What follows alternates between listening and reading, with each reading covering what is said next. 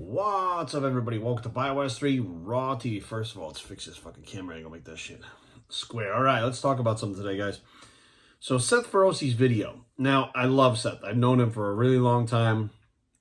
I actually met him when he was a light heavyweight. I believe it was in Pittsburgh. I did that show when he did the Pittsburgh show. And his new video that he put out, I love Seth because he speaks his mind. And he says it exactly how I understand it and how I would talk. He says the word fuck a lot. But I like the fact that he's being raw. He's being real. He's speaking his mind. And he's talking about his reality, what he deems true and what his reality is. In his video, of course, that came out that basically says steroids will kill you. Of course, I watched Dave Palumbo's video about it.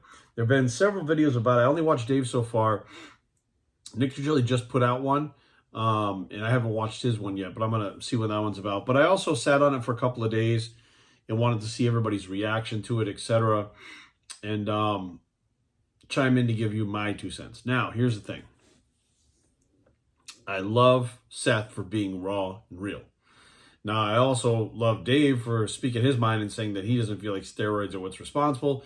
It's steroids with the high body weight, with the food, with this. I think both of these guys are right. I think that Seth is right. Steroids can kill you. They're not going to, but they can. And I also think that Dave Palumbo's right, where you combine steroids with the high body weight and the food and all the other things that come with it, and the bad blood work and everything that comes along with it for prolonged periods of time, and you're going to have issues. Now, let me chime in a little bit with my 2 cents. So what I've noticed, and what everybody can kind of pay attention to, there's a few younger guys that have passed away, and they have pushed the envelope. Okay, well, they have pushed the envelope, and we can tell by their autopsies. Like Dallas McCarver had the autopsy. He had serious health complications at his age already. He had a fucking testosterone level of 55,000, which is unheard of. I can't believe that reading was, I was shocked when I heard that. That's a lot of testosterone per week that this individual was taking. He also had thyroid cancer he didn't know about, supposedly. There's a lot of things that go into this, but mostly we see it's these older guys, 40 and above, right? 40 years old and up, we're seeing them just fall down left and right, and people are pointing steroids. Now, my question is this. Why is it that I've known guys that have been on gear for like 35, 40 years straight, and they're not dead? Some of them had bad blood work. Some of them have gone heavy with the dosages, but they're not dead. What the fuck is going on? Well, let me present it like this. It's no coincidence that these bodybuilders are over 40 and they're dying. Well, over 40 in general, heart attacks become a thing. If you look up all the data, all the statistics, 40 years old for some reason is like where it starts. And I was well aware of that when I turned 40. I said, I got to make some changes here, because at 40 and up, you start seeing the heart attacks, the strokes, the high blood pressure that's uncontrolled, that people are getting into trouble with them, kidney problems. Everything is like over 40. Now, if you take that same age bracket and you look up ailments of people that don't use steroids, you're going to see that age 40, there's a jump in all those things as well. So it is very age related, and there's data that backs it up, plain and simple. You don't see the younger guys passing away once in a while when they're doing something really crazy, but let's be real. You can do anything really crazy when you're younger. You can die of a heroin overdose, cocaine, driving your car too fast, bungee jumping, whatever. There's a lot of different ways to die. But it's a lot less prevalent in younger bodybuilders than it is the older bodybuilders. Now, bear with me. Another thing in common that these older bodybuilders had that are passing away is they're still on fucking massive amounts of steroids, right? In their 40s. Their body weights are still high in their 40s. So now it sounds like Dave Palumbo and Seth are right, both. Because the steroids Seth was talking about and the high body weights that Dave was talking about are both incorporated into these people that are dying. It's not like these are perfectly healthy adults and they started taking steroids for a couple of months and all of a sudden they fucking just dropped. It's not how this works, right? So I do believe that there is a connection. If you're over 40 and you're still blasting gear, you're still using steroids, you're still pushing the food, pushing the weights, not getting your checkups, not doing your cardio, because a lot of guys are like, oh, I just want to get big and strong. Fuck cardio, hate cardio. You're going to fuck yourself up. If you're over 40 and you're still doing this shit, you're going to fuck yourself up. That's all there is to it. I don't give a shit what anybody says, okay? That's reality. Now, On the flip side of this coin, I want to address something that I haven't really heard other people talking about. But steroids. Without steroids, without taking steroids, ever, Seth Feroce doesn't exist. There is no Seth Feroce the way that we know him. When Seth disappeared for a while and he was doing, I believe it was manual labor like construction, a lot less people gave a shit about him. A lot of people didn't fucking follow him. Nobody really gave a shit. But without the steroids that he took originally, right? When he started training, Seth, Dave, all of them. Without those steroids, he never gets to the Pittsburgh to be that light heavyweight that everybody's like, wow, Hani Rambod's got a new guy. Without the steroids, that whole situation doesn't exist. Without the steroids, Seth doesn't turn pro. Without the steroids, Seth doesn't turn pro and go on to do well in the pros. Without those steroids, Seth doesn't have time to take off, go do the construction things for a while, realize, hey, I'm not getting as far ahead as I want to be. Like financial-wise, I'm not getting as ahead as I want to be. I'm not happy doing this manual labor thing. I need to go back. And I had actually discussed with him. Matter of fact, he actually sent me some really cool films, short films that they had made for All American Roughneck before it was even a thing. Him shooting guns out in the woods and stuff like that. And he was obviously back on and slamming gear pretty good. Well, what happens is he goes back on gear and by his own accounts of what he says, blasting gear, right? Whatever, 1,000 milligrams of TAS and all this Anadrol, how he feels on it. He goes and does that in his late 30s, early 40s, right?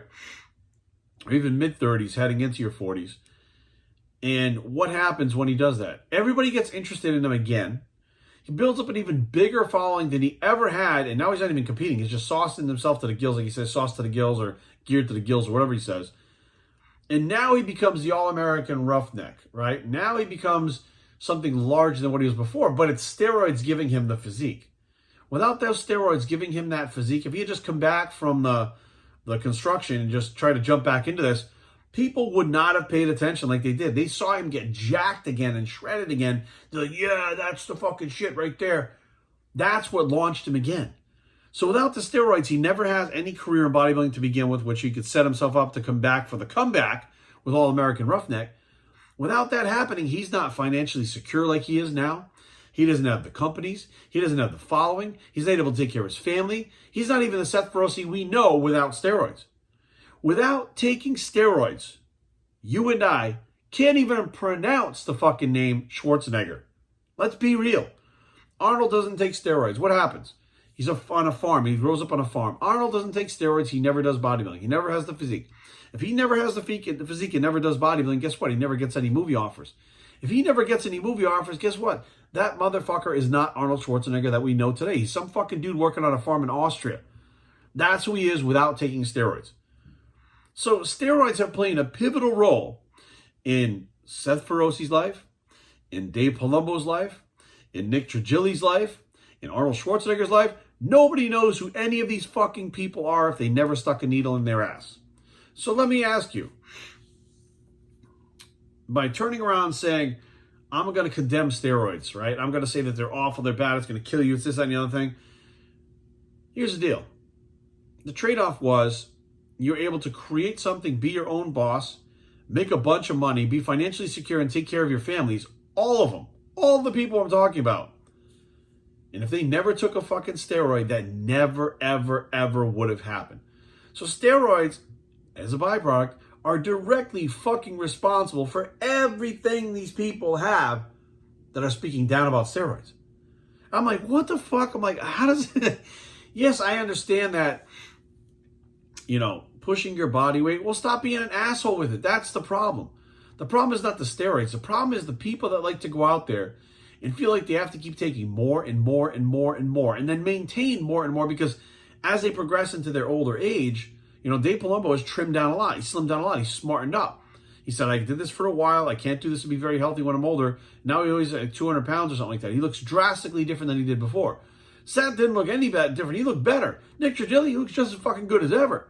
Right? And then Nick will say stuff like, well, I take as much as I need to in order to sustain my physique or just in order to maintain. Well, what does that mean milligram-wise? Because he looks phenomenal. I think Nick looks better now than when he was competing. That's just my personal opinion. I think carrying the more muscle didn't necessarily make Nick look better. I think he looks much better now, toned down and as lean as he is now.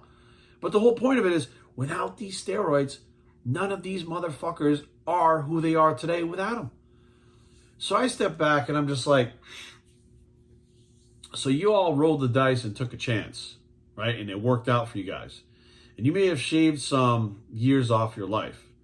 Well, I'm going to be real with you guys. My parents shaved so many years off their lives and they never took steroids. Well, how did they shave all those years off their lives? They smoked cigarettes. They ate processed shitty foods. They didn't keep track of their weights. They fucking took in massive amounts of salt, massive amounts of sugar, massive amounts of caffeine.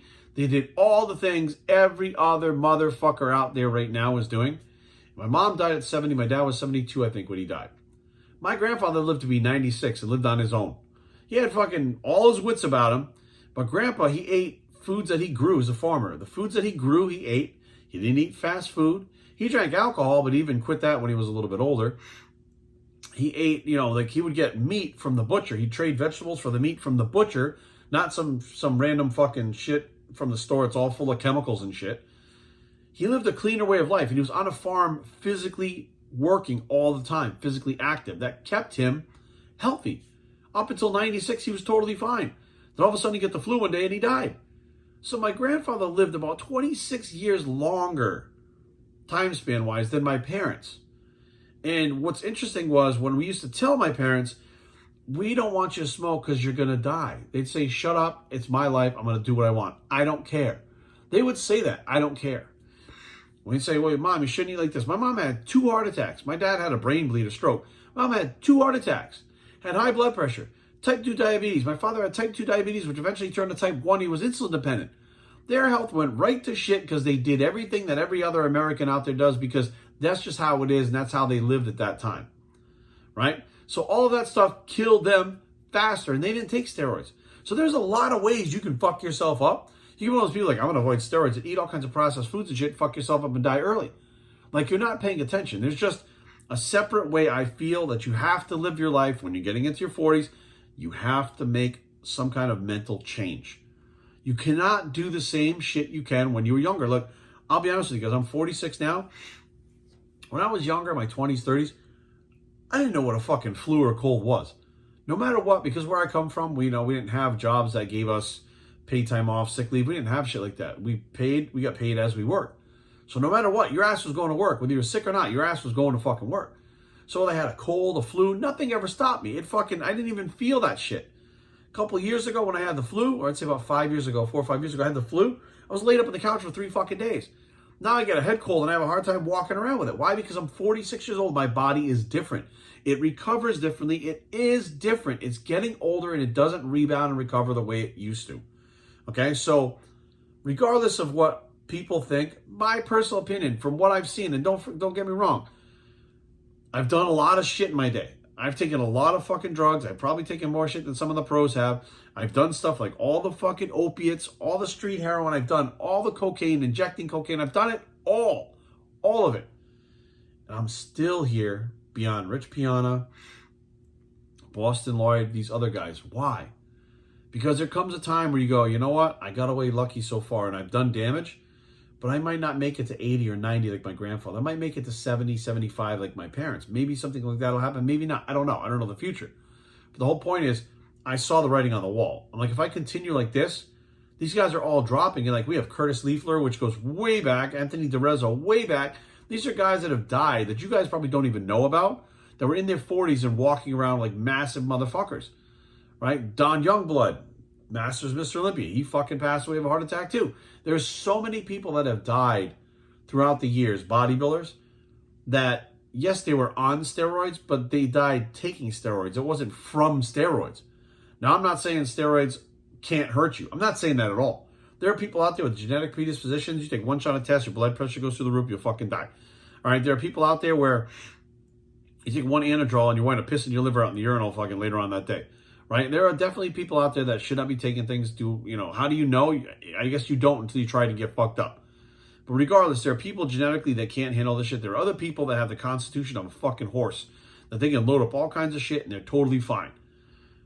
You got to take the chances. But my whole thing was, these guys that are speaking out against it now not only took the chance by taking steroids, but it fucking paid off for them in dividends. It gave them the lives that they always wanted. But they turn around and tell the younger guys not to fuck with it because they're going to hurt themselves. Well, what are they supposed to do? What are these young guys supposed to do? They're following the path that you set for them. They're following the path that you've showed them over time that you did this path and you were successful and you got everything you wanted because you were going down that path. And now you turn around and tell them not to do it? It sounds hypocritical as fuck, and I understand where it comes from. You're trying to help people not fuck themselves up because you can't control them, what they do. They might be looking at you and taking a whole different thing and fuck themselves up. I get it. But the whole point is what's real is real. If you guys used anabolics up into your 40s and then got bad blood work and the doctor said, you better cut it out, you're going to die at your fucking 50. They weren't saying that shit to you when you were in your 20s or 30s. They're saying it in your 40s. That's the key. The key is in your fucking 40s. When you're hitting 35, 36, 37, you're getting up there, right? When you hit 40, 45, you better stop fucking with this stuff. There's some guys like Dallas, like, let's be real. I'm going to be just straight, honest, and up and real with you guys. 55,000. I'd have to do some math, like, and I don't know how his body would absorb it, but for me, if I'm on 1 cc of test a week, which is 200 milligrams, that puts me at about 900, right? So let's just say that's 1,000. That's 1 cc. So that means to get 10,000 would be a whole bottle in a week, right? And these are just random numbers that kind of piece together. So that would be, 1,000. So if you wanted to get 10,000, 50 or 55,000, you're looking at about 10 bottles of testosterone a week being injected to get those levels up there. I don't think anybody in their fucking right mind thinks they can take 10 bottles of testosterone a week and not fuck themselves up. I don't think there's anybody out there that will argue with that. So if you're younger and you're doing that, yes, expect to have some problems, right? Seth points out Nick Walker. Look, Nick's a young guy. His body's resilient. Do I think his body will break down? Yes, I do. Do I think it's going to be from steroids? I think he's going to be on steroids, but it's what he's doing to his body. He's using those steroids to push himself so far that his body will start breaking down and he will fucking have complications and die very early if he's not careful. What that means, careful, I don't know in his case. We don't know what the fuck he takes, how much he takes, whether his body responds, blood work. We don't know any of that shit. But the whole point is, when you start to see the vascularity in people like Nick's legs, that means that people, it's just vascularity. Fuck you. That means that those veins are not working properly and they're blowing out. Okay, which usually doesn't happen until you're in your 40s, 50s, and 60s. You start to see the varicose veins on your legs. Nick's got them at 28. So now, regardless of what you think of whether he's going to be okay or not, his body has gone through a transformation where it now looks and acts like it's in its 60s or 70s already. So despite him being 28, parts of his body are reacting like a 60-year-old. And that is what's going to fucking kill him. Not the steroids, but what he's doing to his body with the steroids. The massive amounts of food, the massive amounts of weight, the massive amounts of stress, all of that shit is going to come into play now because he's pushing it so far. Do I think somebody go out there goes on TRT or whatever needs to worry? The doctor's not going to put you on TRT if it's going to fucking kill you. So we know the steroids taking the proper way or the right way in low dosages will enhance your life and actually keep you healthy. When you start pushing the envelope, you start to have problems. You push the envelope over 40, you're almost guaranteed to have fucking problems. So I think there's, more to this. And I think a lot of people just, they're overreacting or they're reacting, not overreacting, but they're reacting based on emotion because Cedric passed away. Cedric seemed to be the nail in the coffin, no pun intended, that woke everybody up that are going, oh my God, what am I going to do now? Oh my God, Cedric. We've been watching these guys pass away for the last 2 years. I've been watching them pass away. Anthony DeRosa was a good friend of mine. I watched him pass away at Masters National. I think he was 42, either 42 or 44, 42 to 46, somewhere in there. And I used to follow Anthony religiously in Rhode Island. I used to follow everything he did. I knew him as a friend of mine. He passed away at the fucking show after having heart complications. His throat was so fucked up from the things that he was taking, growth hormone-wise, and a lot of old heads will tell you this. When they were taking stuff that was pharmaceutical growth before and something called Norm, G-N-O-R-O-M, G-N-O-R-M, Norm, right? Yeah, Norm, G-N-O-R-M, which was growth hormone extracted from the pituitary gland of a cadaver and then injected. They got side effects that were unfucking believable. We watched his throat. Something happened to his esophagus where if he ate a little piece of fish, he'd have to take 2 glasses of water to get it down. Like there were things happening to his body over time where if he had stopped doing what he was doing, could have been reversed and he could have been okay. The problem was Anthony had in his head that he wanted to be pro, and he kept pushing it and pushing it and pushing it and pushing it. That final show, even though you had cardiomyopathy and all kinds of other stuff going on, he had a hip replacement, torn tricep, I think, all this other stuff. If he had just backed off and said, I'm done, Anthony would probably still be here today. But he didn't. He went balls deep and just said, fuck it, I'm going to go, I'm going to be fine.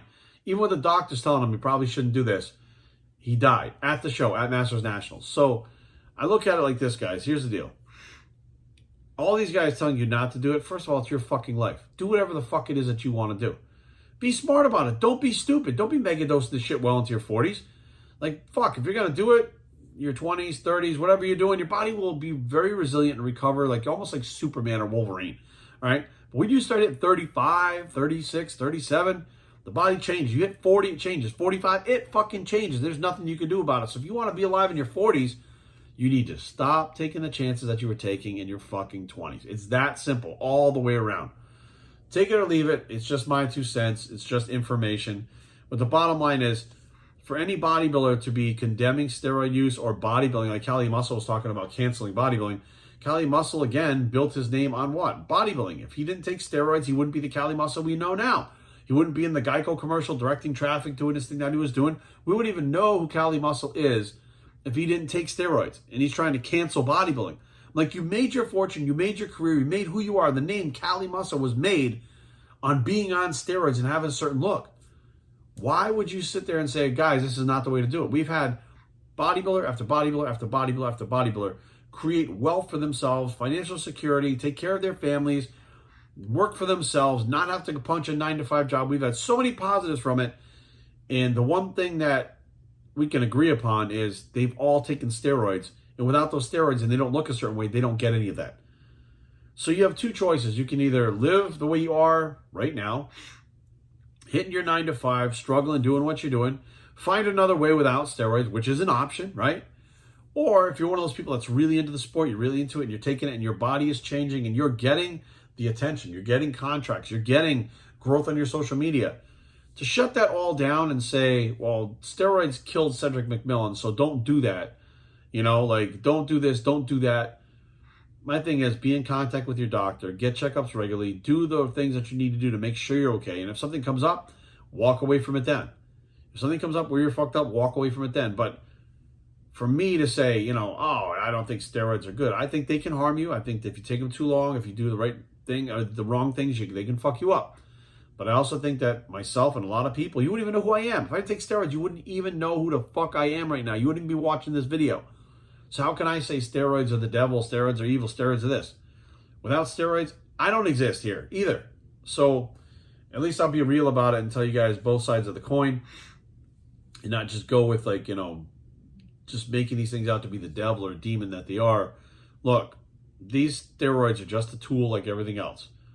They have their good things, bad things. It's the people taking them and the stupid things that they're doing is what's making them hurt people. Be smart. Don't be fucking stupid. Do what you got to do. But above all else, be real, guys. All of you guys built your entire careers, your financial security, your followings, everything. Everything you built was on steroids. And that's the truth. BioStrength@gmail.com. Leave comments down below, but don't fight. BioStrength.com is a blog. It's the Not on Steroids Bicep. And we are out.